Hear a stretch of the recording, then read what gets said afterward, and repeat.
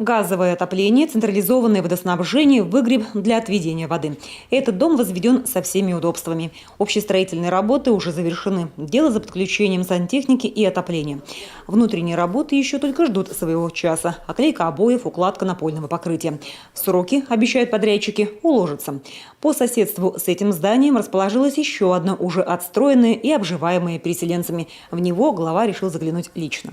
Вода, свет, вода, все есть, все есть, да? Да. Ну, то есть все устраивает? Все. Все устраивает, ну, слава богу. Здесь в квартирах тепло, работает газовое отопление и тихо. Шумоизоляция в стенах проведена качественно. Спасибо, что заехали, посмотрели на нас, Спасибо как вам. мы живем. Конечно, как же. Не могли мимо пройти. Уже позже, встречаясь с районной общественностью, глава озвучил некоторые выводы. Я же специально в Нижний Новгород зашел в дом, который рядом стоит, такой же, который мы сейчас достраиваем. Я зашел в квартиру жильцов, спросил. Ну, есть какие-то моменты, но где нет моментов-то? Ну, есть там моменты, ну, так вот, чтобы, знаете, сказать, что что-то там не сделано, или где-то там капает, или что-то.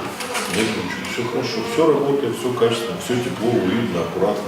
Государство планирует выкупить у застройщика 13 квартир. Их общая сумма чуть больше 20 миллионов. Новоселы получат ключи от новых гнездышек уже в середине сентября.